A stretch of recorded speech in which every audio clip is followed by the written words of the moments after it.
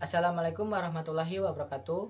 Perkenalkan, nama saya Muhammad Ridho Arasid, NPM 2201031018 dari Prodi PGMI kelas A. Di sini saya akan membuat video yang bermaterikan materi gaya guna memenuhi tugas mata kuliah konsep IPA yang diampu oleh Ibu dosen Ibu Ayesa Dara Fayola. Baik saja, langsung kita ke materi, yaitu pengertian gaya. Pengertian gaya dalam IPA diartikan sebagai dorongan atau sebuah tarikan bila kita menarik atau mendorong sesuatu benda dan benda tersebut bergerak, itu disebut gaya. Jadi gaya membutuhkan sesuatu tenaga untuk menggerakkan benda tersebut. Apabila benda tersebut bergerak, itu disebut gaya. Lalu macam-macam gaya dibagi menjadi 6 jenis. Yang pertama ialah gaya gesek, gaya pegas, gaya gravitasi, dan gaya listrik statis, serta gaya magnet dan gaya otot. Yang pertama yaitu gaya gesek. Gaya gesek ialah sesuatu gaya yang ditimbulkan oleh gesekan dari benda terhadap permukaan lainnya. Contohnya seperti ketika kita berjalan memakai sepatu, lalu bersentuhan langsung di permukaan jalan yang licin, kita akan meluncur bebas. Jadi di situ gaya tersebut mempengaruhi kita meluncur bebas. Tapi apabila jalan tersebut tidak licin dan seperti jalan aspal, kita akan berjalan normal dan tidak terluncur bebas. Jadi itu gaya gesek. Dan selanjutnya yaitu gaya pegas. Gaya pegas ialah gaya yang dipengaruhi oleh pegas atau karet yang ditarik oleh kekuatan manusia atau kekuatan lainnya. Contohnya seperti kita menarik ketapel. Apabila ketapel itu kita tarik dan kita lontarkan, benda yang ada di dalam ketapel akan meluncur ke suatu tujuan. Itu disebut gaya pegas. Jadi ketapel mempengaruhi gaya, yaitu gaya pegas. Jadi ketapel yang kita tarik itu akan menghasilkan gaya. Itu bisa melontarkan sesuatu benda dari satu ke tujuan yang lainnya. Dan untuk selanjutnya yaitu gaya gravitasi. Gaya gravitasi ialah gaya tarik bumi, yaitu sesuatu apabila benda yang kita lemparkan ke atas itu akan kembali lagi ke bumi atau jatuh lagi ke bumi. Semua benda yang kita lemparkan ke atas langit itu akan jatuh. Itu dipengaruhi oleh gaya gravitasi atau gaya tarik bumi. Dan selanjutnya yaitu gaya listrik statis. Gaya listrik statis yaitu gaya yang dihasilkan dari sebuah benda yang kita gesekkan lalu menghasilkan listrik statis dan bisa menarik benda lainnya. Contohnya seperti kita mempunyai penggaris, kita gosokkan ke rambut kita beberapa kali, lalu kita memotong-motong kertas, lalu kita menempelkan dekat ke kertas tersebut akan menempel ke penggaris tersebut. Nah, itu dipengaruhi oleh gaya listrik statis. Baik, langsung saja kita ke materi selanjutnya yaitu gaya magnet. Gaya magnet ialah gaya yang sudah alami, sudah dimiliki dari benda yang bernama magnet. Magnet ini mempunyai sifat menarik, tapi menarik ini tidak semua benda bisa ditarik oleh magnet.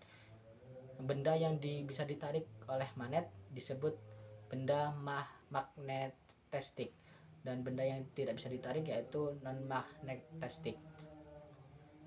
Contoh benda yang bisa ditarik magnet ialah paku, baja, seperti itu. Jadi apabila didekatkan dari magnet ke besi, itu akan menarik atau menempel ke magnet. Langsung saja ke materi selanjutnya yaitu gaya otot. Gaya otot ialah suatu gaya yang dipengaruhi oleh tenaga manusia. Apabila kita sering latihan gym atau sering latihan angkat beban, itu kita membutuhkan tenaga otot. Nah, jadi otot akan mempengaruhi gaya tersebut. Jadi otot akan membesar, jadi itu dipengaruhi oleh gaya otot.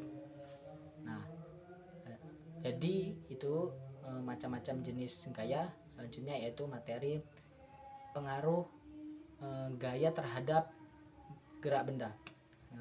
Di sini ada 5 materi, yaitu gaya menggerakkan benda diam. Jadi gaya ini nih bisa menggerakkan sesuatu benda yang diam. Contohnya ketika ada bola yang diam lalu kita tendang, bola tersebut akan melambung atau meluncur bebas. Nah, di situ berarti gaya mempengaruhi benda diam bisa bergerak. Nah, jadi selanjutnya ya langsung saja kita selanjutnya yaitu materi gaya. Gaya itu membuat benda bergerak menjadi diam. Contohnya seperti ketika kita naik sepeda, kita ngebut nih, nah, tapi di depan ada lubang, nah kita ngerem. Nah, itu berarti gaya mempengaruhi benda yang bergerak menjadi diam. Jadi rem tersebut yaitu bisa mempengaruhi gaya yang tadinya bisa meluncur bebas bisa diam. Jadi itu gaya bisa mempengaruhi benda yang bergerak menjadi diam. Yang ketiga yaitu gaya mengubah kecepatan gerak benda.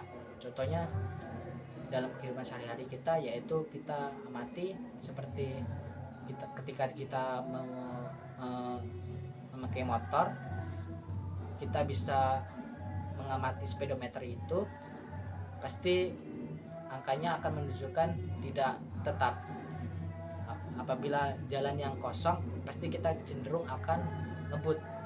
Nah, tapi ketika jalan yang ramai itu kita akan pelan. Jadi gaya juga mempengaruhi kecepatan benda. Jadi ketika kita ramai, pasti kita hati-hati, kita rem sedikit-sedikit. Nah, itu berarti gaya mempengaruhi kecepatan benda. Lalu yang keempat yaitu gaya mengubah arah gerak benda.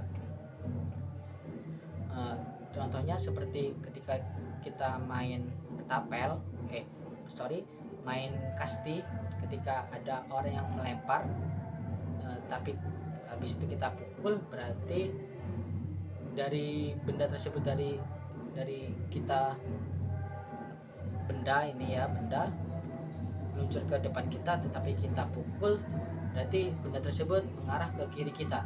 Jadi itu bisa dikatakan gaya merubah gerak benda. Harusnya benda tersebut meluncur ke depan kita, tetapi kita pukul, dia akan berubah arah. Nah, itu berarti gaya mempengaruhi gerak benda.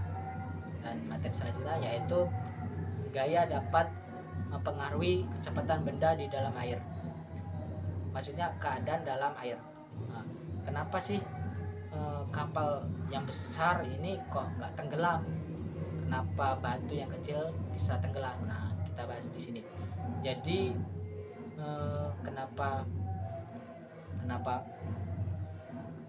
perahu atau kapal bisa tidak tenggelam, yaitu karena massa gaya yang dihasilkan dari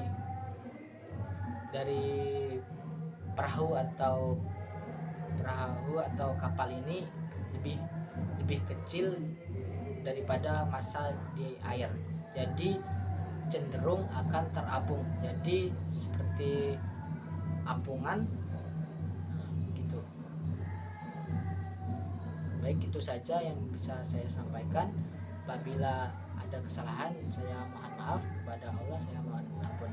Saya akhiri. Wassalamualaikum warahmatullahi wabarakatuh.